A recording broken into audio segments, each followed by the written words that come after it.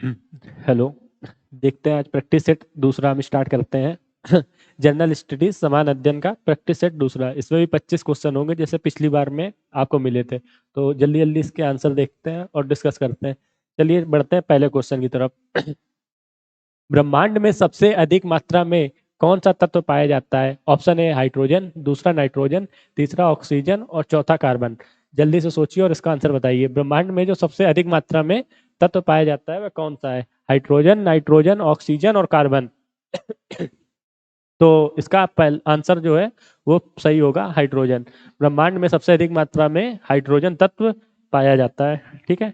अब दूसरा, वायुमंडल में सबसे अधिक मात्रा में कौन सा तत्व पाया जाता है? जो वायुमंडल है उसमें जो अधिक मात्रा में जो तत्व पाया जाता है कौन सा? हाइड्रोजन, नाइट्रोजन, ऑक्सीजन और कार्बन। तो इसका जो सही आंसर है वो होगा नाइट्रोजन। वायुमंडल में सबसे अधिक मात्रा में नाइट्रोजन तत्व जो है वो पाया जाता है। ठीक है। अब बात करते हैं जैव मंडल। तो जो जैव मंडल है उसमें कौन सा तत्व अधिक पाया जाता है? तो उसका ऑक्सीजन हो, उसका जो ऑप्शन है वो ऑक्सीजन होगा। जो जैव मंडल है उसमें जिसपे मतलब हम लोग रहते हैं, तो उसका जो आंसर है उसका ऑक्सीजन आंसर होगा। ठीक है। तो ये आपने जान लिया। अब बढ़ते हैं, कम तापमान को मापने वाले यंत्र को क्या कहा जाता है? कार्योमीटर, पायरोमीटर, हाइग्रोमीटर और tachometer. Cryometer, pyrometer, hygrometer, tachometer. तो इसका जो आंसर है वो पहला ऑप्शन सही होगा, कार्योमीटर। जो कम तापमान को मापने वाला यंत्र है उसको कार्योमीटर बोलते हैं। ठीक है। चौथा क्वेश्चन, मनुष्य की खोपड़ी में कितनी अस्थियां होती हैं? 22, 26, 45, 54। मनुष्य की खोपड़ी में कितनी अस्थियां होती हैं? तो इसका जो आंसर है वो पहला आंसर बिल्कुल सही होगा, 22। ठीक है। नेक्स्ट क्वेश्चन, कोशिका की सबसे बाहरी दीवार का नाम बताइए।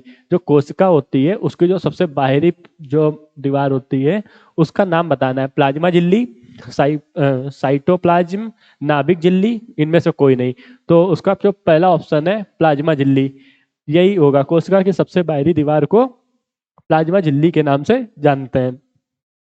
घेंगा रोग किस तत्व की कमी से होता है? ये तो बच्चे बच्चे को भी पता है, तो आप लोगों को भी पता होगा। घेंगा रोग किस तत्व की कमी से होता है? आपके ऑप्शन है iodine, calcium, phosphorus, vitamin E. तो ये हो गया आपका आयोडीन, पहला ऑप्शन सही है। घेंगा रोग आयोडीन की कमी से होता है, तो खूब नमक खाया जाए। सूर्य और तारों पर ऊर्जा का स्रोत क्या है? हीलियम का नाइट्रोजन में परिवर्तन। जो सूर्य और तारों पर ऊर्जा जो है, ऊर्जा का स्रोत क्या है, उसको ऊर्जा कहाँ से मिलती है? हीलियम का नाइट्रोजन में परिवर्तन। जब हीलियम गैस नाइट्रोजन में बदलती है वहां से, ऑक्सीजन जब हीलियम में परिवर्तित होती है वहां से, हाइड्रोजन जब हीलियम में परिवर्तित होती है वहां से, कार्बन का जब नाइट्रोजन में परिवर्तन होता है वहां से। तो इसका आंसर जल्दी से बताइए। कार्बन का नाइट्रोजन में परिवर्तन, हाइड्रोजन का हीलियम में परिवर्तन, ऑक्सीजन का हीलियम में परिवर्तन और हीलियम का नाइट्रोजन में परिवर्तन। तो जो इसका आंसर है वो सी, हाइड्रोजन का हीलियम में परिवर्तन। उससे सूर्य और तारों पर ऊर्जा का स्रोत मिलता है। बढ़ते हैं 8वें क्वेश्चन की ओर। डेंगू एक बुखार है जो उत्पन्न होता है तथा दूसरे मनुष्य में पहुंचता है। डेंगू एक बुखार है जो उत्पन्न होता है तथा दूसरे मनुष्य में पहुंचता है वायरस और मादा एडीज मच्छर द्वारा। वायरस और जो मादा एडीज मच्छर है उनके द्वारा पहुंचता है, फंगस के द्वारा पहुंचता है, बैक्टीरिया द्वारा पहुंचता है, तथा इनमें से कोई नहीं। तो इसका ऑप्शन होगा वायरस और मादा एडीज मच्छरों द्वारा डेंगू रोग फैलता है। तो 9वां क्वेश्चन, चुंबकीय प्रेरण क्षेत्र की इकाई क्या होती है? चुंबकीय प्रेरण जो है उसकी इकाई क्या होती है? टेस्ला, ओम, क्यूरी, वाट। तो इसका आंसर होगा टेस्ला। ठीक है।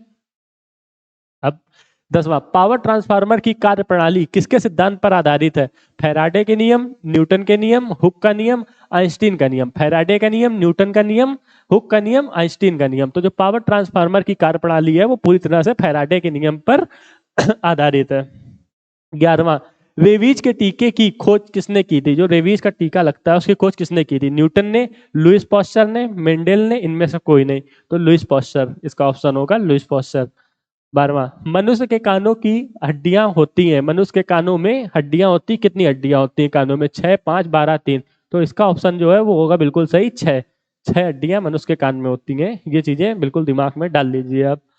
13वां क्वेश्चन, पदार्थ का परमाणु सिद्धांत किस वैज्ञानिक ने दिया? जो पदार्थ का परमाणु सिद्धांत है वो किस वैज्ञानिक ने दिया? डाल्टन ने, न्यूटन ने, मैक्सवेल ने, पास्कल ने। तो उसका पहला ऑप्शन बिल्कुल सही होगा, डाल्टन ने। 14वां क्वेश्चन, पृथ्वी के केंद्र पर गुरुत्व के कारण त्वरण का मान क्या होता है? जो पृथ्वी का केंद्र है उस पर गुरुत्व के कारण जो त्वरण का मान होता है वो क्या होता है? 109.8 -1। तो इसका दूसरा ऑप्शन बिल्कुल सही होगा, 0। 15वां क्वेश्चन, रेबीज किसके काटने से होता है? जो रेबीज एक तरह की बीमारी है वो किसके काटने से होता है? छिपकली या सांप के काटने से, कुत्ते या बंदर के काटने से, मच्छर के काटने से, इनमें से कोई नहीं।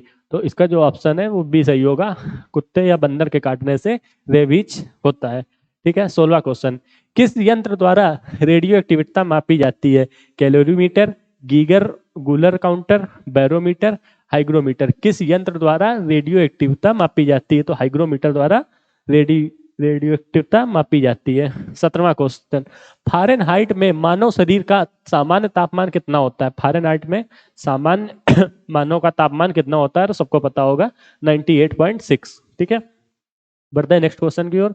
18वां, मनुष्य में रक्त की मात्रा कितनी होती है? 1 से 2 लीटर, 5 से 6 लीटर, 3 से 4 लीटर, 7 से 8 लीटर। तो मनुष्य में रक्त की मात्रा कितनी होती है? मनुष्य में रक्त की मात्रा 5 से 6 लीटर तक होती है स्वस्थ मनुष्य में।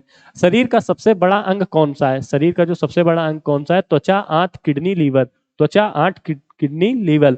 तो इसका जो ऑप्शन है वो पहला, त्वचा। मनुष्य शरीर का जो सबसे बड़ा अंग है वो त्वचा, हर जगह त्वचा ही है।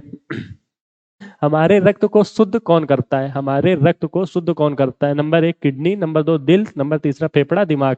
हमारे रक्त को शुद्ध करने वाला अंग कौन सा है? किडनी, दिल, फेफड़ा, दिमाग। तो इसका ऑप्शन पहला किडनी।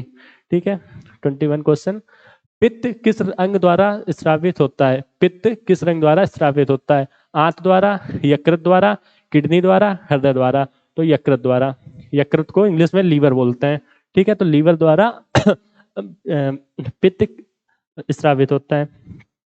22वां, मनुष्य शरीर में सबसे लंबी हड्डी कौन सी है? मनुष्य शरीर में सबसे लंबी हड्डी कौन सी है? फीमर, स्टेप्स स्टेप्स, हुमरस, पटेला। तो जो पहला ऑप्शन है फीमर, ये बिल्कुल राइट आंसर होगा। और ये जो हड्डी है ये हमारी जांग में होती है। जांग की हड्डी फीमर जो सबसे लंबी होती मानी गई है। हमारे शरीर में कुल कितनी मांसपेशियां होती हैं? 656, 414, 306, 117। तो इसका पहला ऑप्शन बिल्कुल सही होगा, 656। ठीक है। 24वां क्वेश्चन, कुरकुरे के पैकेट में कौन सी गैस भरी होती है? कुरकुरे के पैकेट में कौन सी गैस भरी होती है? तो नाइट्रोजन, हाइड्रोजन, ऑक्सीजन, कार्बन। तो इसका जो ऑप्शन है पहला ऑप्शन नाइट्रोजन। ये नाइट्रोजन गैस इसलिए खाने के पदार्थों में भरी जाती है ताकि जो खाने के पदार्थ हैं वो काफी दिन तक स्वादिष्ट बने रहे तथा खराब ना हो। ठीक है। इसलिए नाइट्रोजन गैस ही भरी जाती है। और नाइट्रोजन गैस एक अक्रियाशील गैस है, तो किसी गैस के साथ ये क्रिया नहीं कर सकती है। तो इसलिए भी नाइट्रोजन भरने का एक मेन कारण है। ठीक है। बढ़ते हैं 25वें क्वेश्चन की ओर। किस अंग द्वारा इंसुलिन हार्मोन स्रावित होता है? अग्नाशय, यकृत, गुर्दा, इनमें से कोई नहीं। तो इसका आंसर होगा अग्नाशय।